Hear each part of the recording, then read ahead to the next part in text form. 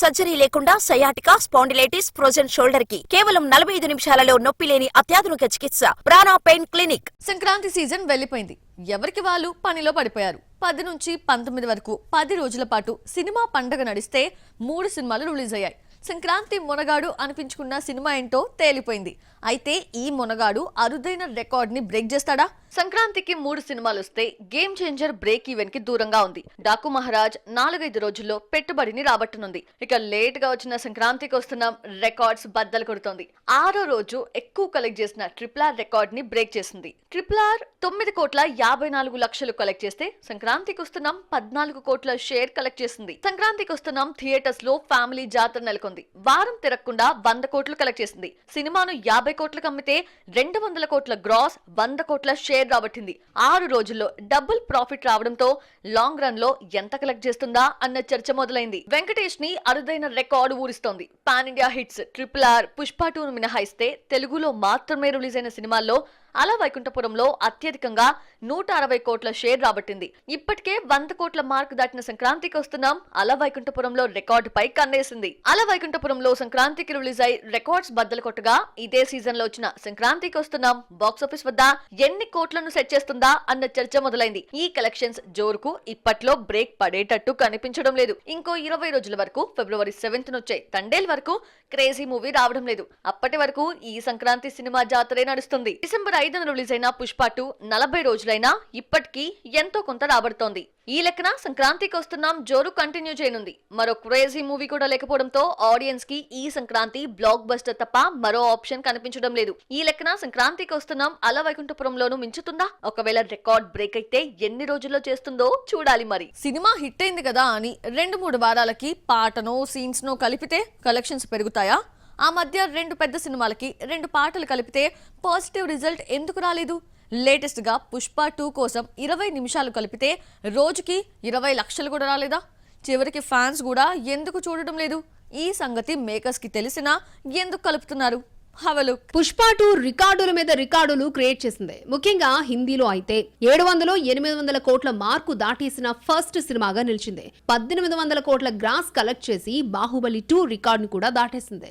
Cinema release అయి 40 రోజులు దాటిన తర్వాత 20 నిమిషాల సీన్స్ ను కలిపితే రెస్పాన్స్ మాత్రం కనిపించలేదు. పుష్ప 2 3 గంటల 20 నిమిషాల రన్ టైమ్ తో రిలీజ్ అయింది. ఎక్కడా బోర్ కొట్టకుండా సుకుమార్ తీయడంతో బ్లాక్ బస్టర్ చేసేశారు ఆడియన్స్. ఈ సక్సెస్ ఇచ్చిన ధైర్యంతో 20 నిమిషాలు కలిపితే మళ్లీ చూస్తారని ఊహించారు. 1900 కోట్ల మార్క్ ఈజీగా దాటేస్తుందని మేకర్స్ అంచనా వేశారు. 17 నుంచి యాడ్ చేసిన సీన్స్ ని ప్రదర్శించారు. అయితే యాడ్ చేసిన 20 నిమిషాలు సినిమాకు ఏమాత్రం ఉపయోగపడలేదు. సంక్రాంతి తర్వాత వచ్చిన వీకెండ్ పుష్ప 2కు యూజ్ కాలేదు. అల్లు అర్జున్ ఆర్మీ చూసినా 4-5 కోట్లు వచ్చేవి, కానీ వీరాభిమానులే పట్టించుకోలేదు. 20 నిమిషాలు కలిపినా వీకెండ్ లో వచ్చే నార్మల్ కలెక్షన్స్ 3 రోజుల్లో 2 కోట్లు మాత్రమే రాబట్టింది. 90లో హిట్ మూవీస్ కి పాటను కలిపితే ఆ ఎఫెక్ట్ కలెక్షన్స్ పై పడేది. ఆల్రెడీ చూసిన ఆడియన్స్ చూడకపోయినా ఫ్యాన్స్ మాత్రం పనిగట్టుకుని మరీ చూసేవాళ్ళు. దీంతో వసూలు కాస్త పెరిగేవి. కానీ ఈ జనరేషన్ ఫ్యాన్స్ మాత్రం పాట కలిపినా సీన్స్ కలిపినా అస్సలు పట్టించుకోవడం లేదు. దేవరా రిలీజ్ కు ముందే లిరికల్ వీడియో దావూదిని రిలీజ్ చేశారు. అయితే సినిమాలో ఈ పాట లేకపోవడంతో ఫ్యాన్స్ ఫీల్ అయ్యారు. రిలీజ్ అయిన 2 వారాల తర్వాత దావూది పాటను యాడ్ చేసినా వసూలు పెరగలేదు. యాంగ్ టైగర్ ఫ్యాన్స్ కూడా లైట్ తీసుకున్నారు. అందరి కదా ఒకటైతే గేమ్ చేంజర్ కదా మరొకటి. టెక్నికల్ ప్రాబ్లమ్స్ కారణంగా హైరానా సాంగ్ లేకుండా సినిమా రిలీజ్ అయింది. అయితే 3వ రోజు నుంచి హైరానా సాంగ్ ను కలిపినా ఫ్యాన్స్ కూడా సినిమాను మళ్ళీ చూడలేదు. సినిమా బ్లాక్ బస్టర్ అయినా హిట్ అయినా ఒకసారి రిలీజ్ తర్వాత పాట కలిపాం, సీన్స్ యాడ్ చేసామంటే ఫ్యాన్సే డోంట్ కేర్ అంటున్నారు. మృణాల్ ఠాకూర్ చేతిలో తెలుగు మూవీ ఒక్కటే ఉందన్న పేరే గాని హిందీలో 4 సినిమాలు చేస్తోంది. తెలుగులోకి ఎంట్రీ ఇవ్వకముందే బాలీవుడ్ లో నటించినా ఈసారి మాత్రం ఓ బంపర్ ఆఫర్ కొట్టేసింది. సూపర్ హిట్ మూవీ సీక్వెల్ లో ఇంపార్టెంట్ రోల్ పోషిస్తోంది. ఆ సీక్వెల్ ఏంటి? సీతారామం, హాయ్ నాన్న వంటి 2 వరుస హిట్స్ తో మృణాల్ క్రేజ్, రెమ్యూనరేషన్ డబుల్ అయింది. ఇంకేముంది, విజయ్ దేవరకొండతో జతకట్టిన ఫ్యామిలీ స్టార్ తో హ్యాట్రిక్ కొడితే తెలుగు ఇండస్ట్రీని ఏలేసేది. టాప్ హీరోయిన్ అయ్యే ఛాన్స్ ఉండేది. హ్యాట్రిక్ మిస్ తో ఆఫర్స్ కోసం వెయిట్ చేయాల్సిన పరిస్థితి వచ్చింది. ఫ్యామిలీ స్టార్ ఫ్లాప్ తో తెలుగులో 4వ సినిమా ఛాన్స్ కు టైం పట్టింది. ఎట్టకేలకు డెకాయిట్ లో అడవిశేష్ తో నటిస్తోంది. ముందుగా శృతి హాసన్ ను తీసుకుని షూట్ కూడా చేశారు. శృతి తప్పుకుందో లేదంటే తప్పించారో గానీ చివరికి శృతి ప్లేస్ ను మృణాల్ తో భర్తీ చేశారు. మృణాల్ హిందీలో 4 సినిమాలతో బిజీగా ఉంది. పూజా మేరీ జాన్, హే జవానీతో ఇష్క్ హోనా హై, సన్ ఆఫ్ సర్దార్ 2, తుమ్ హోతోలో నటిస్తోంది. రాజమౌళి దర్శకత్వంలో సునీల్ నటించిన మర్యాద రామన్న హిందీ రీమేక్ గా సన్ ఆఫ్ సర్దార్ రూపొందింది. ఇప్పుడు ఈ సినిమాకు సీక్వెల్ రాబోతోంది. ఇందులో అజయ్ దేవ్గన్ సరసన మృణాల్ ఇంపార్టెంట్ రోల్లో కనిపిస్తోందట. సంక్రాంతి ఎవరికి కలిసొచ్చినా రాకపోయినా ఆ నలుగురికి కలిసొచ్చింది. ఆ నలుగురు సంక్రాంతికి వస్తే గ్యారంటీ హిట్టేనా? కొత్త సినిమాకి సైన్ చేయడం ఆలస్యం, సంక్రాంతికి రిలీజ్ చేద్దాం అంటున్నారు. ఇంతకీ మనం చెప్పుకుంటున్న ఆ నలుగురు ఎవరు? చిరంజీవి, బాలకృష్ణ, వెంకటేష్, నాగార్జున 60+ లోకి అడుగుపెట్టిన తర్వాత ఈ నలుగురు సీనియర్స్ కు సంక్రాంతి బాగా కలిసొచ్చింది. అందుకే ఏ సినిమా చేసినా సంక్రాంతికి వచ్చేలా ప్లాన్ చేస్తున్నారు. సంక్రాంతికి బాలయ్య డాకు మహారాజుగా వస్తే బ్రేక్ ఈవెన్ కు 4 కోట్ల దూరంలో ఉన్నాడు. ఇక వెంకటేష్ సంక్రాంతికి వస్తున్నామైతే ఇప్పటికే డబుల్ ప్రాఫిట్ తీసుకొచ్చింది. సంక్రాంతికి వస్తున్నాం ఎండ్ కార్డ్ లో సీక్వెల్ ఉంటుందని హింట్ ఇవ్వకపోయినా లేటెస్ట్ ఇంటర్వ్యూలో కొనసాగింపుకు తగ్గ కంటెంట్ ఉన్న సినిమాని మళ్లీ సంక్రాంతికే వస్తున్నామంటూ ప్రకటించాడు అనిల్ రావిపూడి. అయితే 2025 సంక్రాంతికా లేక మరో ఇయర్ కా అనేది చెప్పలేదు. F2 తర్వాత వెంకీ చాలా సినిమాలు చేసినా సక్సెస్ దక్కలేదు. లాస్ట్ ఇయర్ సంక్రాంతికి సైంధవ్తో వస్తే నిరాశ ఎదురైనా ఈ ఏడాది వచ్చిన సంక్రాంతికి వస్తున్నాం బ్లాక్ బస్టర్ గా దూసుకుపోతోంది. F2, F3 తర్వాత హిట్ కాంబినేషన్ ను అనిల్ రావిపూడి, వెంకటేష్ కంటిన్యూ చేశారు. బాలయ్య సంక్రాంతికి వస్తే 90% హిట్ కొట్టినట్టే. 2019లో వచ్చిన కథానాయకుడు ఫ్లాప్ అయినా 2023లో వీరసింహారెడ్డితో Sankranti hero అనిపించుకున్నాడు.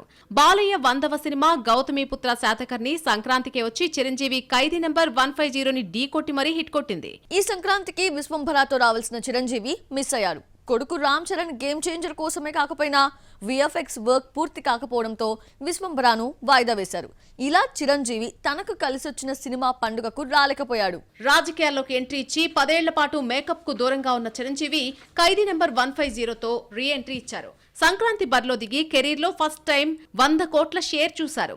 Re entry movie megastar కు బాగా బూస్టప్ ఇచ్చింది. ఖైదీ నెంబర్ 150 తర్వాత వాల్తేరు వీరయ్యగా చిరు మరోసారి సంక్రాంతిని నమ్ముకుంటే బ్లాక్ బస్టర్ ఇచ్చింది. 136 కోట్లతో కెరీర్ బెస్ట్ షేర్ అందుకున్నారు మెగాస్టార్. ఇలా మెగాస్టార్ రీ ఎంట్రీ తర్వాత సంక్రాంతికి వచ్చిన ప్రతిసారి సంక్రాంతి మొనగాడనిపించుకున్నారు. ఇక కష్టాల్లో ఉన్న ప్రతిసారి నాగార్జునకు సంక్రాంతి సినిమా హిట్ తీసుకొచ్చింది. ఇప్పటి వరకు కెరీర్ బిగ్గెస్ట్ కలెక్షన్ 50 కోట్ల షేర్ కలెక్ట్ చేసిన సోగ్గాడే చిన్ని నాయన సంక్రాంతికే రిలీజ్ అయింది. ఇదే పండక్కి బంగారాజ్తో మరోసారి సక్సెస్ చూశారు నాగార్జున హీరోగా నటించిన లాస్ట్ మూవీ నా సామిరంగా 24 సంక్రాంతికొచ్చి హిట్ అయింది. ఎట్టి పరిస్థితుల్లో సంక్రాంతికే రావాలన్న పట్టుదలతో నా సామిరంగా షూటింగ్ ను 3 నెలల్లో పూర్తి చేశారు. ప్రస్తుతం రజనీకాంత్ కూలీ, ధనుష్ కుబేరలో ఇంపార్టెంట్ రోల్స్ పోషిస్తున్నా హీరోగా నటిస్తే మాత్రం సంక్రాంతిపై ఖర్చు వేయాల్సిందే అన్నంతగా నాగార్జున సంక్రాంతి హీరో అయిపోయారు. దేవరాలో NTR ఊర మాస్ యాక్షన్ సీన్స్ చూసాం. పుష్ప 2లో రప్పా రప్పా అంటూ అల్లు అర్జున్ ఓచకోతా చూసాం. డాకు మహారాజ్ గా బాలయ్య స్టైలిష్ యాక్షన్ తో వచ్చారు. స్టార్స్ అవ్వాలంటే ఊరమాస ఫైట్స్ ఉండాల్సిందేనా? అందుకే యంగ్ హీరోలు ఇదే దారిలో వెళ్తున్నారా?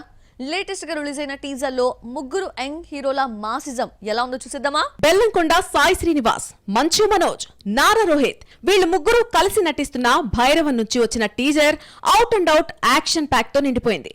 అల్లరి నరేష్ తో నాంది మూవీ తీసిన విజయ్ కనకమేడల దర్శకత్వంలో భైరవన్ రూపొందుతోంది. టీజర్ చూస్తుంటే మిగిలిన ఇద్దరు హీరోల కంటే Bellamkonda Sai Srinivas the lengthy role అనిపిస్తోంది. ముఖ్యమైన క్యారెక్టర్స్ ఏంటి, మాకు ఒక రాముడు ఒక లక్ష్మణుడు కావాలి. హిట్ కోసం ఈ ముగ్గురు కుర్ర హీరోలు యాక్షన్ ని నమ్ముకున్నారు. బెల్లంకొండ సాయి శ్రీనివాస్ కు అదిరిపోయే హిట్ దక్కలేదు. యాక్షన్ కథను ఎంచుకుని గెటప్ మార్చేశాడు. మంచు మనోజ్, నారా రోహిత్ కు ఈ సక్సెస్ చాలా అవసరం కూడా. అదితి శంకర్, దివ్యా పిళ్ళై, ఆనంది హీరోయిన్స్ గా నటిస్తున్నారు. దర్శకుడు విజయ్ యాక్షన్ పాట పట్టాడు. ఇండియన్ పీనల్ కోడ్ లో ఎవ్వరికీ తెలియని పాయింట్ తో నాంది తీసి హిట్ కొట్టిన విజయ్ అల్లరి నరేష్ తోనే రెండో సినిమా ఉగ్రం తీశాడు. అల్లరోడిని యాక్షన్ హీరోగా మార్చేశాడు. సినిమా నిరాశపరిచిన మూడో సినిమాలో ముగ్గురు యంగ్ హీరోలతో high voltage action movie Bhairavan తీస్తున్నాడు. సినిమా సమ్మర్ రిలీజ్ కి రెడీ అవుతోంది.